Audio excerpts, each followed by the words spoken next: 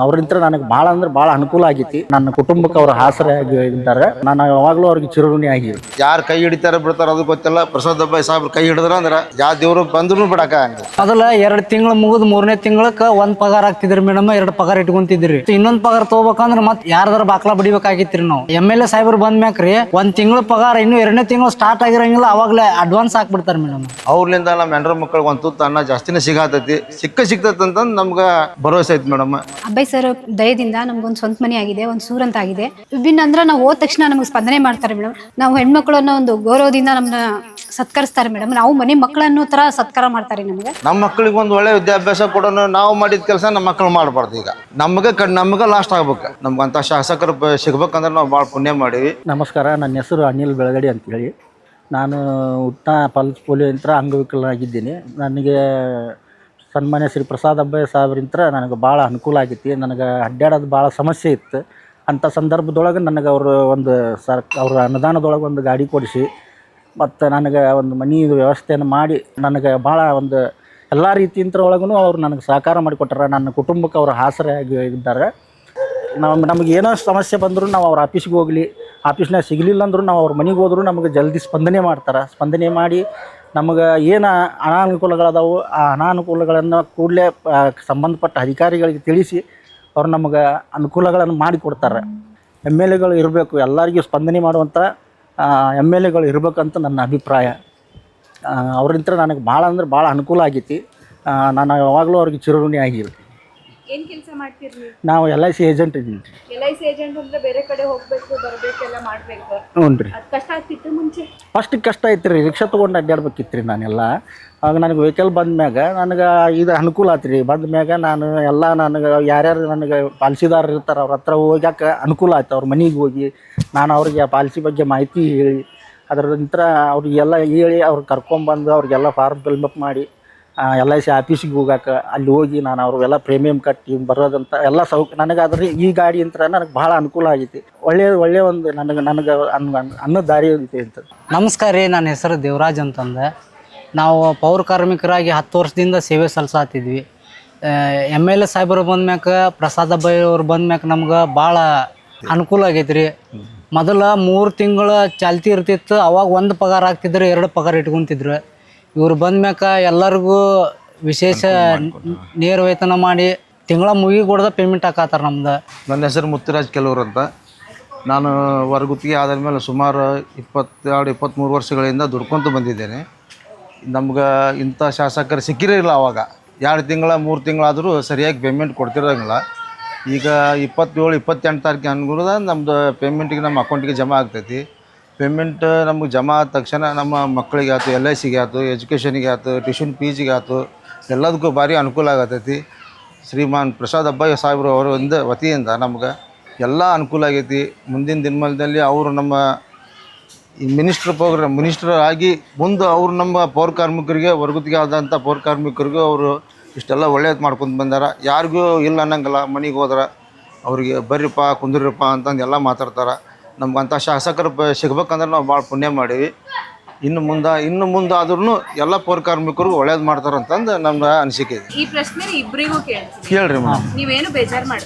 ಇಲ್ಲ ಹಂಗೇನ್ರಿ ಮೇಡಮ್, ನಾವು ಬೇರೆ ಕಡೆ ಪೌರ ಕಾರ್ಮಿಕರನ್ನು ನೋಡ್ತೀವಿ, ಬೇರೆ ಕಡೆ ಕೆಲಸ ಮಾಡೋರ್ನು ನೋಡ್ತೀವಿ.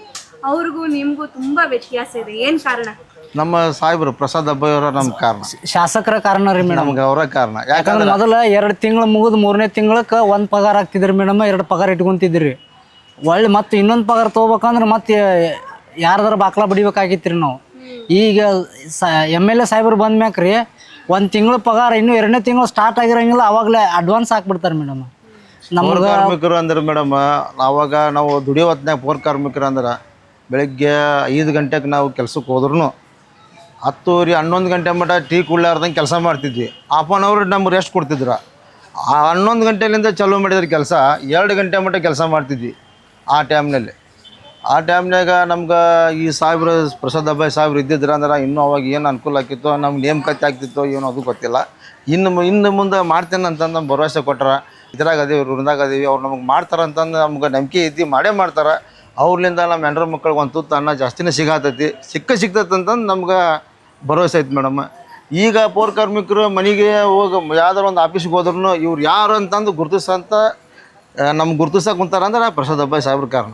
ಎಲ್ಲ ಪೌರ ಕಾರ್ಮಿಕರಿಗೆ ನಾಷ್ಟ ಮಾಡೋಕೆ ಟಿಫಿನ್ ಬಾಕ್ಸ್ ಮತ್ತು ಸ್ಟೀಲಿನ ವಾಟರ್ ಬಾಟಲ್, ಈ ಮುಂಚೆ ಎಲ್ಲ ಪೇಪರ್ ಪ್ಲಾಸ್ಟಿಕ್ ಕವರ್ನಾಗ ಬರ್ತಿತ್ತು ಮೇಡಮ್.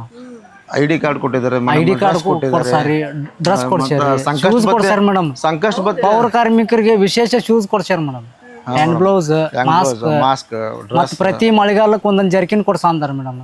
ಎಮರ್ಜೆನ್ಸಿ ವರ್ಕ್ ಇರುತ್ತಲ್ಲ ಮೇಡಮ್, ಅವಾಗ ಪ್ರತಿ ಮಳೆಗಾಲಕ್ಕೂ ಒಂದೊಂದು ಜರ್ಕಿನ್ ಕೊಡ್ಸಾರ ಮೇಡಮ್. ಇಷ್ಟೆಲ್ಲ ಇದ್ದಾಗ ನಿಮ್ ಕೆಲಸ ಮಾಡೋಕೆ ಉತ್ಸಾಹ ಉತ್ಸಾಹ ಆಗತ್ ಮೇಡಮ್. ಯಾಕಂದ್ರೆ ಉತ್ಸಾಹ ಆಗಬೇಕಲ್ಲ ಮೇಡಮ್. ಈಗ ಅವ್ರು ನಮ್ಗೆ ಅಷ್ಟೆಲ್ಲ ಅನುಕೂಲ ಮಾಡಿ ಕೊಟ್ಟಿದ್ದಾರೆ ಅಂದ್ರೆ ಈಗ ನಾವು ಮಾಡಬೇಕು ಮೇಡಮ್. ಒಲ್ಲಿ ಅಂತಂದು ಇನ್ನು ಸರಿಯಾಗಿ ಆಗಂಗಿಲ್ಲ. ಈಗ ಪೌರ ಕಾರ್ಮಿಕರು ಮೊದಲು ಹೆಂಗಿತ್ತಂದ್ರೆ ಮೇಡಮ್, ಆ ಕೆಲಸ ಇದಕ್ಕೆ ಬೇಕು ಬಿಡೋ ಮರಿ ಯಾವ್ದಾರು ಬೇರೆ ಫ್ಯಾಕ್ಟ್ರಿಗೆ ಹೋದ್ರೆ ಸುಮಾರು ಈಗ 20 ವರ್ಷಗಟ್ಟಲೆ ದುಡಿದ್ರು ಆ ಫ್ಯಾಕ್ಟ್ರಿಗೆ ಹೋದ್ರೆ ಒಂದು 34,000 ಪಗಾರ ಕೊಡ್ತಿದ್ರು ಅಂತಂದು ನಾವು ಅದನ್ನು ಕಡೆಗಣಿಸ್ತಿದ್ವಿ. ಈಗ ಕಡೆಗಣಿಸೋಕ್ಕೂ ಬರೋಂಗಿಲ್ಲ. ಯಾಕಂದ್ರೆ ಸಾಹೇಬ್ರು ಅದಾರ ಅನ್ನೋ ಧೈರ್ಯದಿಂದ ನಾವು ಈ ಕೆಲಸ ಮಾಡಕ್ಕೆ ಕುಂತೀವಪ್ಪ ಅಂದ್ರೆ ಇವತ್ತಿಲ್ಲ ನಾಳೆ ನಮ್ಗೊಂದು ಜಾಸ್ತಿ ಅನ್ನ ತುತ್ತು ಸಿಗ್ಬೋದು, ನೇಮಕಾತಿನೂ ಆಗ್ಬೋದು. ಆದ್ರೆ ಆಗ್ಬೋದು, ಆಗಂಗಿಲ್ಲ ಬಿಡಂಗಿಲ್ಲ, ಅದು ಬೇಡ ಆಗ್ತೈತೆ ಅಂತ ನಾವು ದುಡಿಯೋಕೆ ಕುಂತೇವೆ ಹೊರತು ಸಾಹೇಬ್ರು ನಾವು ನಂಬ್ಕೊಂಡ ದುಡಿಯತ್ತೀವಿ ಇಲ್ಲಿವರೆಗೆ. ಆದ್ರೂ ನಮ್ಗೆ ಅದು ಭರವಸೆ ಐತಿ. ಅವ್ರು ನಮ್ಗೆ ಪೌರ ಕಾರ್ಮಿಕರಿಗೆ ಈಗ ಹೊರಗುತ್ತಿಗೆ ಆಧಾರ ಮ್ಯಾಗ ಅದೇವು ನಾವು ಈಗ ಮುಂದೆ ಒಳಗುತ್ತಿಗೆ ಆಧಾರ ಮಾಡಿ ನಮ್ಗೆ ನೇಮಕಾತಿ ಮಾಡ್ಕೊತಾರೆ ಅನ್ನೋದು ನಮಗೆ ಭರವಸೆ ಐತಿ. ನಾಳೆ ಅದನ್ನು ನೇಮಕಾತಿ ಮಾಡ್ಕೊಂಡ್ರೆ ಅಂದ್ರೆ ನಮ್ಮ ಮಕ್ಳಿಗೆ ಒಂದು ಒಳ್ಳೆಯ ವಿದ್ಯಾಭ್ಯಾಸ ಕೊಡೋಣ. ನಾವು ಮಾಡಿದ ಕೆಲಸ ನಮ್ಮ ಮಕ್ಕಳು ಮಾಡಬಾರ್ದು. ಈಗ ನಮಗೆ ಲಾಸ್ಟ್ ಆಗ್ಬೇಕು, ಮುಂದೆ ನಮ್ಮ ಮಕ್ಕಳಿಗೆ ಆಗಬಾರ್ದು ಅನ್ನೋ ಉದ್ದೇಶ ನಮ್ಗೈತಿ. ಅದನ್ನು ಅವ್ರು ಸಾಹೇಬ್ರು ನೆರವೇರಿಸಿ ಕೊಡ್ತಾರೋ ಎಲ್ಲ ಅವ್ರಿಗೆ ಬಿಟ್ಟದ್ದು ಎಲ್ಲ ಅವ್ರು ಹಿಡಿಯೋದಾಗ ಹಾಕೇವಿ. ಕೈ ಹಿಡೋದು ಅವರ, ಕೈ ಬಿಡೋದು ಅವರ. ಯಾರು ಕೈ ಹಿಡಿತಾರೆ ಬಿಡ್ತಾರೆ ಅದು ಗೊತ್ತಿಲ್ಲ. ಪ್ರಸಾದ್ ಅಬ್ಬಾಯಿ ಸಾಹೇಬ್ರು ಕೈ ಹಿಡಿದ್ರೆ ಅಂದ್ರೆ ಯಾವ ದೇವರು ಬಂದ್ರೂ ಬಿಡೋಕ್ಕಾಗಂಗಿಲ್ಲ. ಫ್ರೆಂಡ್ಸು, ಸಹೋದ್ಯೋಗಿಗಳೆಲ್ಲ ಸೇರ್ಕೊಂಡು ಇಡೀ ಊರ್ ಸ್ವಚ್ಛ ಇಡೋ ಕೆಲಸ ಮಾಡ್ತೀವಿ. ಬೆಳಗ್ಗೆ ಹೆಂಗ್ ಸ್ವಚ್ಛ ಮಾಡಿರ್ತೀರೋ ಆ ಸಂಜೆವರೆಗೂ, ಸಂಜೆ ಮಟ್ಟ ಹಂಗಿರೋದಿಲ್ಲ. ಅದು ಇರಂಗಿಲ್ಲ.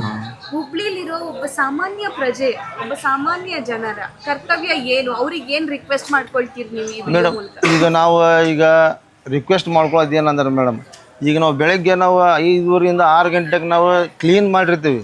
ಯಾಕಂದ್ರೆ ನಮ್ಮ ಮನೆ ಕ್ಲೀನ್ ಮಾಡಿರಂಗಿಲ್ಲ ಮೇಡಮ್. ನಾವು ನಿದ್ದೆ ಅನ್ನೋದು ನಮ್ಗೆ ಗೊತ್ತಿರಂಗಿಲ್ಲ. ನಾವು ಯಾವಾಗಲಿಂದ ನಾವು ಕೆಲಸ ಮಾಡ್ಕೊಂಡು ಬಂದೀವಿ, ಅವಾಗಲಿಂದ ಇಲ್ಲಿವರೆಗೂ ಆದ್ರೆ ನಿದ್ದೆ ಅನ್ನೋದು ಗೊತ್ತಿಲ್ಲ ನಮ್ಮ ಬೆಳಗಿನ ಜಾವ. ನಾವು ಈಗ ಈ ಕ್ಲೀನ್ ಮಾಡಿ ಹೋಗ್ಯಾವ ಅಂತಂದ್ರೆ ಒಂದು ತಾಸು, ಒಂದು 2 ಗಂಟೆ 3 ಗಂಟೆ ಆದ್ರೆ ಅದನ್ನು ಬಿಡ್ಬೇಕು ಮೇಡಮ್. ಇವಾಗ ಹಿಂಗೆ ಕ್ಲೀನ್ ಮಾಡಿ ಹೋಗಿರ್ತೀವಿ, ನೆಕ್ಸ್ಟ್ ಒಬ್ಬ ಬಂದು ಬೈಕಿನಾಗ ಬಂದು ಒಂದು ಪ್ಯಾಕೆಟ್ ಹೋಗೋದು ಹೋಗ್ಬಿಟ್ಟಿರ್ತಾರೆ. ಮತ್ತು ಅದನ್ನು ಎತ್ತು ತೊಗೊಂಡು ಬರ್ಬೇಕು. ಮೇಲಿನ ಅಧಿಕಾರಿ ಏನು ಮಾಡಿರ್ತಾರೆ, ಕ್ಲೀನ್ ಮಾಡಿಲ್ಲಲ್ಲಪ್ಪ ಅಂತ ನಮಗೆ ಬೈತಿರ್ತಾರೆ. ನಾವು ರಿಕ್ವೆಸ್ಟ್ ಮಾಡ್ಕೊಳ್ಳೋದು ಏನಂದ್ರೆ, ಸಾರ್ವಜನಿಕರಿಗೆ ಹೇಳೋದು ಏನಂದ್ರೆ, ಪೌರ ಕಾರ್ಮಿಕರು ನಮ್ಮ ಮನೆಗಿನವ್ರು ಅಂತ ಆಗಿ ಅಂತ ನೋಡ್ಕೊಂಡು ಆ ಕಸವನ್ನು ಹಾಕೋದು, ಮನೆ ಟು ಮನೆಗೆ ಡೋರ್ ಟು ಡೋರ್ ಕಲೆಕ್ಷನ್ ಗಾಡಿ ಕಸ ಬಂದಿರ್ತೈತಿ. ಆ ಗಾಡಿಗೆ ಕಸ ಸಂಗ್ರಹ ಮಾಡಿ ನಿಮ್ಮ ಮನೆ ಬಾಗಿಲ್ದಾಗ ಬಂದಿರ್ತೈತಿ, ಆ ಕಸನ ಆ ಗಾಡಿಗೆ ಕೊಡ್ರಿ ಅಂತ ನಾನು ತಮ್ಮಲ್ಲಿ ವಿನಂತಿಸಿಕೊಳ್ಳುತ್ತೇನೆ. ನೀವು ಕೆಲಸ ಮಾಡಿ ಬಂದಿರ್ತೀರಿ, ಆಮೇಲೆ ಸ್ವಲ್ಪ ಹೊತ್ತಿಗೆ ಹೋಗಿ ನೋಡಿದ್ರೆ ಅಲ್ಲಿ ಭಾಳ ಮತ್ತೆ ರಾಡಿ ಮಾಡಿ ಸಿಕ್ಕಾಪಟ್ಟೆ ಮೇಡಮ್. ಡೋರ್ ಟು ಡೋರ್ ಗಾಡಿ ಮನೆಗೆ ಹೋಗ್ತೈತೆ ಮೇಡಮ್. ಆದ್ರೆ ಕೆಲವ್ರು ಮನ್ಯಾಗ ಇರಂಗಿಲ್ಲ ಮೇಡಮ್. ಅಂಥವ್ರು ಮರನೇ ದಿನ ಗಾಡಿ ಬಂದಾಗ ಹಾಕ್ಬೇಕು ಮೇಡಮ್. ಈಗೆಲ್ಲ ಕ್ಲೀನ್ ಮಾಡಿದ ಮ್ಯಾಕ ತೊಗೊಂಡೋಗಿ ಗಪ್ಪನ ಹಾಕ್ಬಿಡ್ತಾರೆ. ಇನ್ನೊಂದು ಮೇಡಮ್, ಈಗ ಹಸಿ ಕಸ ಒಣ ಕಸದ ಬಗ್ಗೆ ಅದರಲ್ಲಿ ಸುಮಾರು ಒಂದು 7-8 ಥರ ಕಸ ಬೇರ್ಪಡಿಸ್ಬೇಕು ಮೇಡಮ್. ಬೇರ್ಪಡಿಸ್ಬೇಕು. ಪ್ಯಾಡ್ ಬೇರೆ ಮಾಡಬೇಕು, ಗ್ಲಾಸ್ ಬೇರೆ ಮಾಡಬೇಕು, ಹಾಲಿನ ಪ್ಯಾಕೆಟ್ ಬೇರೆ ಮಾಡಬೇಕು, ತರಕಾರಿ ಬೇರೆ ಮಾಡಬೇಕು, ರೈಸ್ ಬೇರೆ ಮಾಡಬೇಕು. ಇಂಥವೆಲ್ಲ ಬೇರೆ ಬೇರೆ ಇರ್ತಾವೆ.